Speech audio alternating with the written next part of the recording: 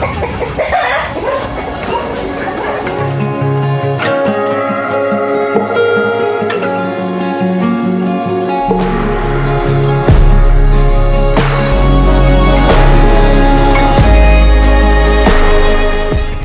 Friends, this is Siddharth.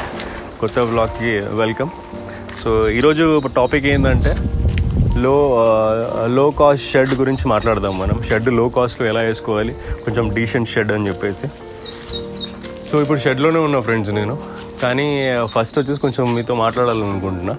So ఏంటంటే చాలామంది వచ్చేసి స్టార్టింగ్లోనే ఇనిషియల్ స్టేజ్లోనే డైరీ ఫామ్లు అయినా లేకపోతే యానిమల్ ఏ బిజినెస్ చేసినా కూడా, కోళ్ళ ఫామ్లు అయినా డైరీ ఫామ్ అయినా డాగ్ కెనల్స్ అయినా వీటిని చాలా బడ్జెట్ పెట్టేస్తారు జనాలు. రాడ్లు, వెల్డింగ్, జాలీలు, అది ఇది అని చెప్పేసి. నేను చేసిన తప్పు మీరు చేయకండి. సో సింపుల్గా బేసిక్గా మంచిగా నీట్గా వచ్చేసి ఒక 5 to 6 years వచ్చేలాగా మీకు ఒక షెడ్ చెప్తాను లో కాస్ట్లో. అది ఫాలో అయ్యారనుకో మీరు పీస్ఫుల్గా ఉంటుంది, కొంచెం పాకెట్లో కూడా కొంచెం ఫ్రెండ్లీ ఉంటుంది, బడ్జెట్ ఫ్రెండ్లీ ఉంటుంది. సో మీరు ఇట్లా చేస్తారని అనుకుంటున్నా. ఇంకా మీ ఇష్టం, దాంతో చెప్పడం ఒకటి నా బాధ్యత, చేయడం వచ్చేసి మీ చాయిస్ అది. సో నేనేం చేయలేను. నేను చేసినది, నాకు సక్సెస్ అయినది నేను చూపిస్తాను, నాకు వర్కౌట్ అయినది. ఎండాకాలమైనా వర్షాకాలమైనా వర్కౌట్ అయినవి అన్నీ వచ్చేసి మీకు చూపిస్తాను. సో మీరు రండి, చూడండి ఒకసారి వచ్చి. ఇప్పుడు నేను వచ్చేసి యాక్చువల్గా అన్ని రాడ్లు, షెడ్లు, పెద్ద పెద్ద షెడ్లు వేసినాను, ఆల్రెడీ లాస్ అయిపోయాను. ఎందుకంటే ఈ షెడ్లతో పంచాయతీ ఏంటంటే, ఇప్పుడు బిజినెస్ చేసేటోళ్ళు ఏంటంటే ఐడియాస్ మారుతుంటాయి. సో ఈ సంవత్సరం ఒక ఐడియా వస్తే నెక్స్ట్ ఇయర్ ఇంకొక ఐడియా వస్తుంది.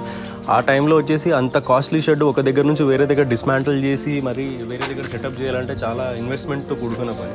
సో బేసికల్గా స్టార్ట్ చేసేటోళ్ళకి నేను నా రిక్వెస్ట్ ఏంటంటే, లో బడ్జెట్తో స్టార్ట్ చేయండి. ఏదైనా కూడా జీరో నుంచి స్టార్ట్ చేయండి. జీరో నుంచి అంటే జీరో అమౌంట్ లేకుండా ఏది స్టార్ట్ కాదు. జీరో నుంచి అంటే తక్కువ బడ్జెట్ నుంచి స్టార్ట్ చేయండి మీరు. సో కొంచెం ముందుకు మీకు అది అర్థమైన తర్వాత, మీ బిజినెస్ అర్థమైన తర్వాత, మీ పాయింట్ ఆఫ్ వ్యూ అర్థమైన తర్వాత కావాల్సి ఉంటే మీరు వచ్చేసి ఫుల్ ఫ్లెడ్జ్గా వెళ్ళిపోవచ్చు దాంట్లో. కానీ 1-2 years దాకా అయితే మీరు వచ్చేసి బేసిక్ వాటికి యాక్చువల్గా ఈ యానిమల్కి ఏమి కావాలి, నీడ కావాలి, ఎండాకాలంలో కొంచెం చల్లగా ఉండాలి, వానాకాలంలో తడవద్దు, ఇవే ప్రయారిటీస్ మెయిన్. అదొక్కటి ఫుల్ఫిల్ అయితే చాలు స్టార్టింగ్లో. ఎందుకంటే మీరు బిజినెస్లో ఉంటారా, ముందుకి లేరా అని చెప్పేసి మనం చెప్పలేం కదా. సో అందరూ వచ్చేసి ఉంటారని నేను చెప్పాను, అందరూ వచ్చేసి ఉండరు అని కూడా చెప్పాను. సో అదొకటి మీరు దృష్టిలో పెట్టుకోవాలి. మీరు ఏదైనా బిజినెస్ చేసేటప్పుడు స్టార్ట్ వచ్చేసి జీరోతో స్టార్ట్ చేయండి. జీరో అంటే కొంచెం లో ఇన్వెస్ట్మెంట్తో స్టార్ట్ చేయండి. దాని తర్వాత కావాల్సి ఉంటే మీ బడ్జెట్ ప్రకారం మీరు వెళ్తూ ఉండొచ్చు మరి. సో ఇక్కడ నేను చేసింది ఏంటంటే, ఇక్కడ కట్టెలది షెడ్ వేయించా ఫ్రెండ్స్ నేను. సో ఈ కట్టెలు అప్పట్లో వచ్చేసి దగ్గర 120, 100, 120కి ఒక్కొక్క కట్ట దొరికింది నాకు. ఈ కట్టెలతో షెడ్ వేయించాను. ఒకసారి మీరు పైన కూడా చూసుకోవచ్చు. దీనిపైన తాడుపాలు అంటారు, ఏదో అంటారు, నాకైతే తెలియదు మరి. దీని షీట్లని, బ్యాంబూ షీట్స్ ఇవి. సో ఈ షీట్స్ వేయించాము. పైన మామూలుగా ఒక ఫ్రేమ్, చక్కది కట్టెలది ఫ్రేమ్ చేపించేసి ఇవి వేయించేసి దానిపైన టార్పాలిన్ షీట్ వాడాము. ఈ టార్పాలిన్ షీట్ మీరు చూస్తుంటారు ఫ్రెండ్స్, ఇది చినిగిపోయింది ఇప్పుడు ప్రస్తుతం. ఇది ఇప్పుడు 3 years అయిపోయింది అనమాట. ఈ సంవత్సరం అది వానాకాలం స్టార్ట్ అయ్యకంటే ముందు గాలికి వానకి చినిగిపోయింది. సో దీని సర్వీస్ అయిపోయిందని అనుకుంటున్నా. కానీ పైన అయితే అసలు ఇప్పుడు దాకా ఎటువంటి లీకేజ్ లేదు, ఏం లేదు ఇప్పుడు దాకా. ఇక్కడ నుంచి ఒకటి చినిగిపోయింది. ఎందుకంటే టార్పాలిన్ షీట్ చాలా మంచి క్వాలిటీది వాడాను నేను. ఒక 3 years ఈజీగా వచ్చేసింది ఇది. మీరు చూడవచ్చు ఒకసారి పైన కూడా, ఒకసారి పైన వ్యూ కూడా చూపించేసి జాయ్.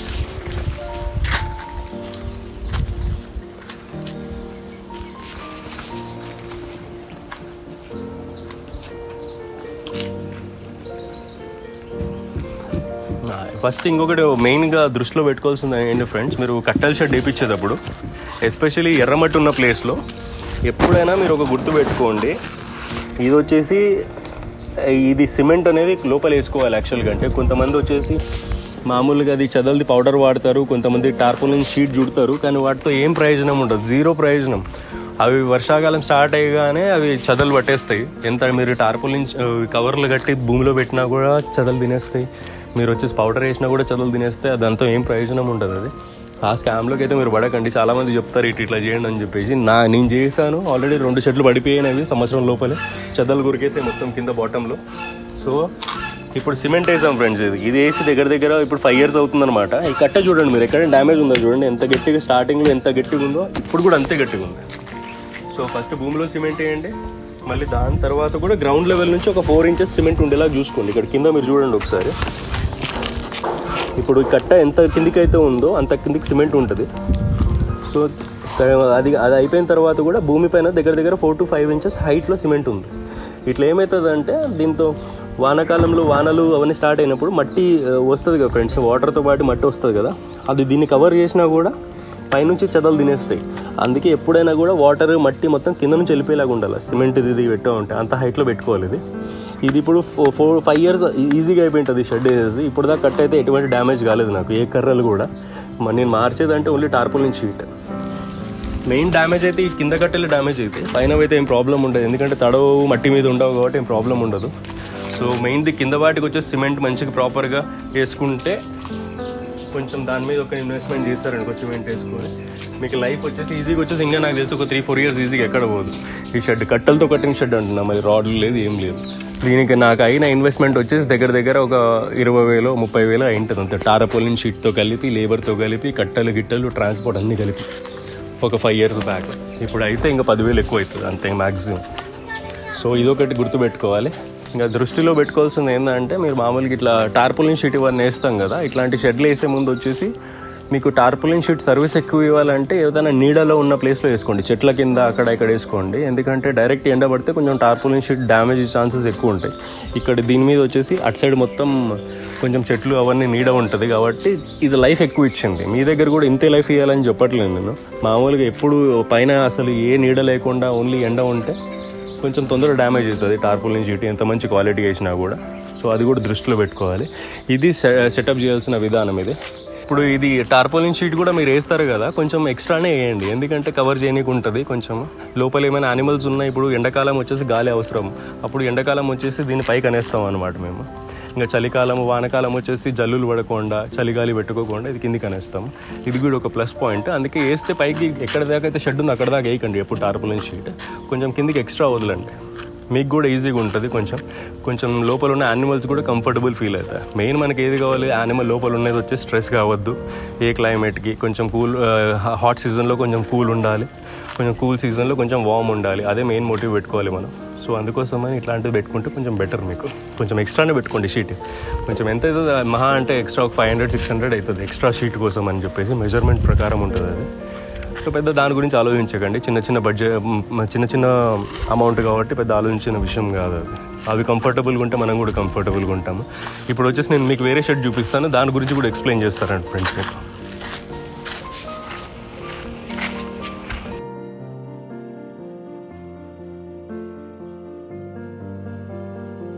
ఇది వేరే షెడ్ బ్రో అది, దీని పంచాయతీ కూడా ఏందో చెప్తాను మీకు రండి ఒకసారి. సో ఇది బేసికల్గా వచ్చేసి మేకల కోసం అని వేసాం మేము. మేకలు ఉండే ముందు, ఇప్పుడంటే లేవు, సేల్ చేసాం, వర్కర్స్ ప్రాబ్లం అయిపోయి మళ్ళీ తీసుకురావాలి ఇప్పుడు.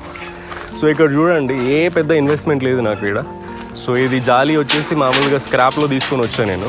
ఇది చూడవచ్చు మీరు, ఇది ఉంది కదా, ఈ జాలి వచ్చేసి స్క్రాప్లో తీసుకొని వచ్చాను నేను. నాకు ఎంత పడింది, దగ్గర ఒక 300 ఏమో పడి ఉంటుంది జాలి. ఇవి వచ్చేసి మా దగ్గర వచ్చేసి బొంగు చెట్లు ఉన్నాయి, బ్యాంబూ ట్రీస్ అంటాం కదా, ఉన్నాయి. వాటిని కట్ చేసి కొంచెం ఫ్రేమ్ లాగా తయారు చేసేసి కింద ఇది ఎక్స్ట్రా పడి ఉంటే ఇది వేసాను. ఇది వేస్తే కొంచెం ఏంటంటే పాములు గీములు రాకుండా ఉంటాయి. ఇంకా ఇక్కడ వచ్చేసి మామూలుగా ఏ పెద్ద రాకెట్ సైన్స్ లేదు, టెక్నాలజీ లేదు. బైండింగ్ వైర్తో వచ్చేసి ఫ్రేమ్ని జస్ట్ ఇక్కడ కట్టేసాను అనమాట, సింపుల్ అంతే. ఎంత అయింది మహా అంటే ఒక 300 అంతే, ఎందుకంటే మిగతా మెటీరియల్ మొత్తం ఇక్కడ ఫామ్లో ఆల్రెడీ ఉన్నది కాబట్టి. ఇంకా ఇది షెడ్ రండి చూపిస్తాను మీకు. ఇంకా కొంతమంది వచ్చేసి షెడ్ వేస్తారు, దాని తర్వాత సిమెంట్ గోడలు కట్టేస్తారు, అన్నీ చేస్తారు, పెద్ద తతంగం చేస్తారు. సో ఇక్కడ నేనేం చేస్తాను చూడండి, మామూలుగా అక్కడ చూపించిన లాంటి షెడ్ వేసుకున్నా ఇక్కడ కూడా సేమ్ కర్రలతో పాటు. ఇక్కడ చూడొచ్చు మీరు, ఇక్కడ ఇది సిమెంట్ కూడా కొంచెం హైలో వేసాను. ఒకవేళ ఈ సిమెంట్ లేదు అనుకోండి, మీకు ఇక్కడ ఎగ్జాంపుల్ చూపిస్తాను, లైవ్ ఎగ్జాంపుల్. అదిగోండి ఇవన్నీ చదలు అనమాట మొత్తం. అదిగో ఇక్కడ చూస్తున్నారా మీరు, ఇక్కడ చూడండి ఒకసారి, లైవ్ ఎగ్జాంపుల్ మీ ఎదురుగునే ఉంది ఇప్పుడు. సో ఇట్లా ఈ సిమెంట్ లేకపోతే డైరెక్ట్ మట్టిల్లో ఉంటే దీనికి చదలు పట్టేసి ఇది 1 year కంటే ఎక్కువ రాది కర్ర. సో అందుకే అంటున్నా, సిమెంట్ వచ్చేసి కంపల్సరీ గ్రౌండ్ లెవెల్ కంటే ఒక 4-5 inches కొంచెం హైట్లో పెట్టండి. మీకు వచ్చేసి మామూలు 1 year ఇచ్చే సర్వీస్ వచ్చేసి మీకు 5 to 6 years సర్వీస్ ఇచ్చేస్తుంది ఈజీగా. సరేనా? ఇంకా ఇక్కడ చూడండి మీరు, గోడలు లేవు, ఏం లేవు, మొత్తం గోడలు లేవు. ఓన్లీ జస్ట్ డైమండ్ జాలి అనేది నేను మొత్తం చుట్టూ వేసేస్తాను. దాని అటు సైడ్ వచ్చేసి గాలి వాన లోపల రాకుండా కొంచెం ఇది గ్రీన్ మ్యాట్ వేసేస్తాను. ఎంత అయింది బడ్జెట్, ఎంత కూడా కాలే. మొత్తం ఈ షెడ్ కలిపినా కూడా దీనికి కూడా వచ్చేసి 20,000 కాలే నాకు. 20,000-25,000 మ్యాక్సిమం. దీంట్లో వచ్చేసి ఈజీగా అంటే 50 మేకలు పెట్టచ్చు ఆరామ్స్ సుకూన్గా. కోళ్ళు అయితే ఇంకా ఎక్కువ పెట్టచ్చు. కోళ్ళ ఫామ్లు చిన్న చిన్న షెడ్లు వేసేవాళ్ళు ఈజీగా పెట్టచ్చు. చూడడానికి కూడా కొంచెం మంచిగా ఉంటుంది కొంచెం. సో కొంచెం మన పర్పస్ కూడా సర్వ్ అయిపోతుంది. ఇంకా ఇటు సైడ్ నుంచి వచ్చేసి మామూలుగా ఏమైనా పాములు గీములు రావద్దని చెప్పేసి కొంచెం జాలి మిగిలి ఉంటే, ఇది నైలాన్ జాలి ఇది. సో ఈ నైలాన్ జాలి వేసేస్తాను ఇటు సైడ్ మొత్తం కవర్ చేస్తాను, పిల్లులు గిల్లు లోపల రాకుండా. పర్పస్ మేకల కోసమే తీసుకున్నాం, కానీ ఒకవేళ ఫ్యూచర్లో ఎప్పుడైనా కోళ్ళు పెడితే పిల్లు గద్దలు లోపల రావద్దు కదా, అందుకోసమని మొత్తం ఇది నైలాన్ జాలితో కవర్ చేస్తాను. ఇక్కడ కూడా చూసుకోవచ్చు మీరు.